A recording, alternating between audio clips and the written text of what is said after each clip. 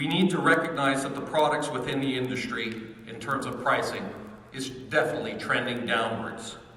Over the last 10 years, approximately for managed type product solutions, we have seen the overall cost of management for clients industry-wide to have dropped by about 50 basis points. That's a significant drop if we take a look at an average overall cost of management, for example, of 2.5%. That's a 20% drop over a relatively short period of time, being 10 years. What do our advisors also try and adopt to sort of counteract some of those issues, whether it's increasing their value add to the client, or whether it's recognizing that their clients are much more portable than they used to be if the client is unsatisfied? Well, the first plan of attack, aside from the financial planning ethic, is to make sure that the client has as many touch points and as many products under that relationship management structure as possible. The key to establishing a financial plan is that it must touch on all areas of a client's financial needs. At IG Wealth Management, we have coined it, our term for it is called the living plan. And if you folks are watching hockey games on Saturday night or whatever, you'll see those ads quite frequently. That is our marketing framework built around our service offering, focuses on what we call the living plan. That living plan is a living document that touches all of those areas. That plan must integrate a multifaceted approach, utilizing the individual products and services that are custom tailored and complementary to each other. Studies have shown that the more products a client has with you, the longer they will stay with you. The banks have focused heavily on this for years and have been early adopters to the cross-selling technique to adopt this kind of philosophy to say, the more stuff you're doing with me, the chances are the longer you're going to stay with me. So if we look going forward, does this mean that with shrinking overall margins, that it will be a never-ending race to the bottom with regard to cost of management and by extension, remuneration for our advisors? Not necessarily. There's an airline, the national airline of Abu Dhabi, Etihad. Etihad flies out of Toronto on a weekly basis. The minimum to get a seat to fly to Abu Dhabi from Toronto is approximately $4,000. However, if you really want first-class service, you can actually pay $25,000 for a one-way flight to Abu Dhabi from Toronto. The flights are always full. What would make somebody want to pay basically 6 times the price to go on a plane, the same plane as the person who's paying $4,000, to leave from the same airport, to arrive at the same destination?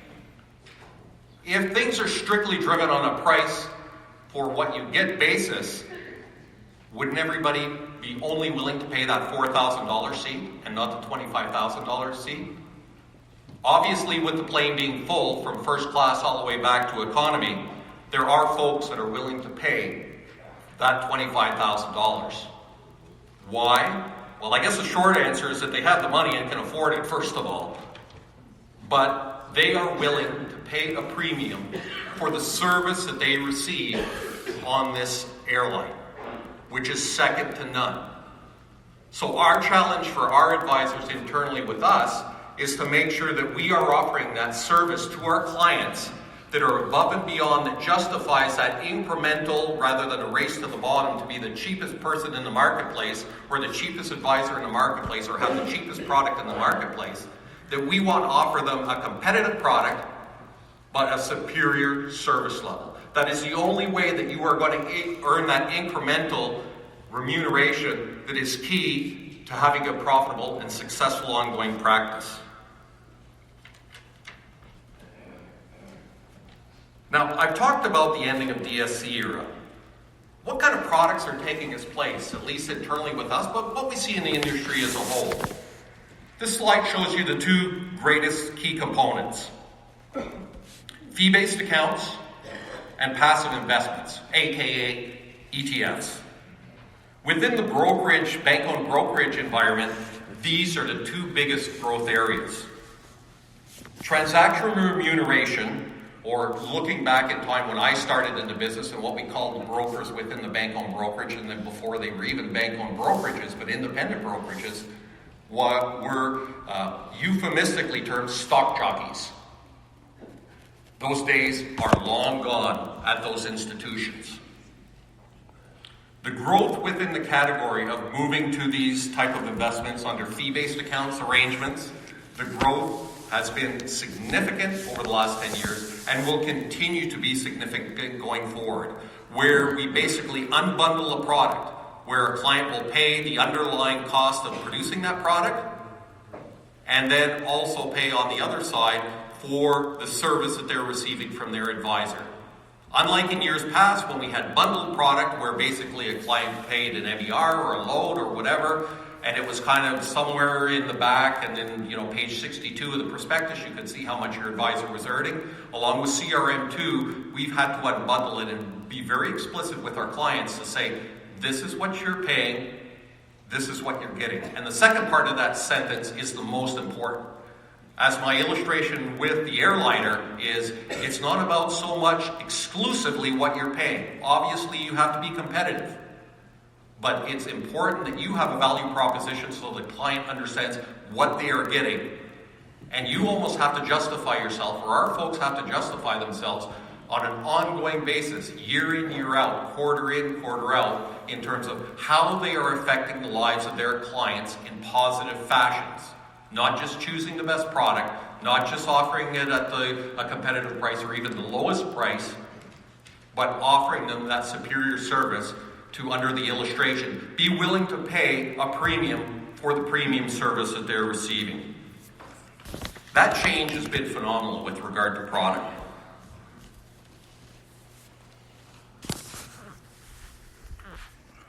Long-term net flows as this change takes place. Well, one of the things that we've seen internally is that advisor-driven portfolios, i.e. where an advisor will sit down and look at a roster of 100 different mutual funds and decide that based on their personal philosophies or their educational level or their feelings in the marketplace, which funds to choose, which funds to overweight, which funds to avoid, which funds to underweight, etc., when to get into funds, when to get out of funds, when to rebalance, etc., etc.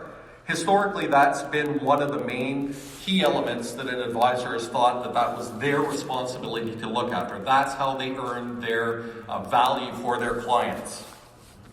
Within our company, we did an ongoing study over a period of time. And the company took a look to say, all the clients' accounts that we have right now,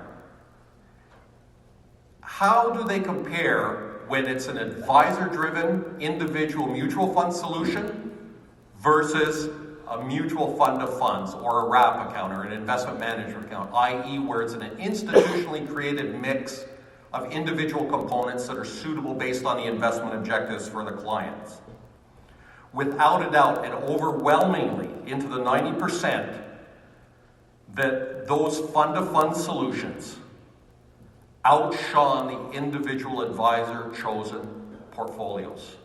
Now, this is important, not so much to humble the advisor, it's not that at all. But all of us are dealing with the one limited resource that we all share, which is the amount of time that we have available to maximize our impact to our practice.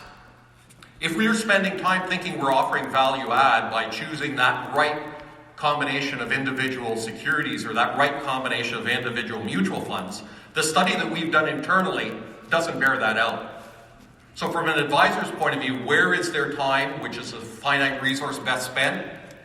Well, from our point of view, institutionally, it's certainly not well spent picking those individual funds for the client. As I said, overwhelmingly, a client experience was much more positive where the advisor concentrated on the overall financial planning ethic as opposed to deciding what was going up, down, when, and by how much. It was very impactful for them to be able to allocate their time going forward to say, where is that value add going to be for my clients? Is my value add picking the right product, or is my value add providing the overall financial plan? And in our case, internally, it's the overall financial plan, not the individual components. So this is mirrored in the study that was done within the US marketplace. And you can see up there in terms of the middle tranche that where a model portfolio or fund of funds or discretionary investment management accounts, SMAs, et cetera, that the growth over the period between 2007 to 2017 has grown basically from 12% to 27%, at the expense of portfolios where advisors south of the border, if they were on kind of the individual security side, stocks and bond, individually advisor-driven stocks and bond portfolio has shrunk. Individual mutual fund picking has shrunk. Fund of funds, institutionally created, institutionally manufactured product that's suitable for a client's investment objectives has grown and will continue to grow as our advisors look to sort of solidify their service offering to their clients that focus, as I mentioned, exclusively or most importantly on financial planning. It's not only the advisors that are kind of feeling these changes that are going on within the marketplace. If we drill down a little farther into the products themselves, no longer is the concept of closet indexing by investment managers or portfolio managers adequate in today's marketplace. They have to be showing gamma. They have to be showing beta. They have to be showing alpha, meaning they can't just track an index or they can't just barely match the performance of an index. If a client is going to pay for a product, like on that airline, they want not only superior service levels and exceptional outcomes from you, the financial planner, and from our financial planners, but also as it relates to the product. This is significant. And as you can see, the closet indexers, as we call them, where there's a professional money manager actually being paid to run portfolios, if they are simply buying an index or tracking close to an index, they are not earning their keep, and they are being pushed out of the marketplace for financial professionals within that portfolio management sector who actually earn their keep. Again, if we go back to the load versus no load basis, if you have your clients in product that is not delivering on the investment side or on the return side or on the volatility side a suitable experience for the client will complain. And they will complain by speaking with their wallet, and they will complain by speaking with their feet. They will be gone. They will be out the door. You will not be able to retain those clients. You as individual planners, us as individual planners, where is your overall role within the marketplace? Well, this slide doesn't necessarily have anything to do with numbers. It strictly illustrates the difference that you make for your individual clients. It's whether the difference between your clients being okay, financially okay, emotionally okay, or whether they are doing great. That is your role. That is our role within our financial planners at IG Wealth, to make sure that our clients are not just okay, but that they're great. Not only from a return point of view, but from a volatility point of view, from a financial planning point of view, from an intergenerational wealth transfer point of view, from an insurance point of view, from a cash management point of view, et cetera, et cetera. All of those things go into the mix to make sure that that dark blue portion is what you folks are doing to deliver that value add for the client and have a value proposition that they are willing to pay for and that they are willing to pay you in a very appropriate manner for the impact that you're making in their individual lives. I'll now turn over the podium to my colleague Mark Champagne, and he's going to delve a little deeper into some of the tangible improvements that you can look at and successfully address some of these changes I've discussed in the first part of this solution. Thank you.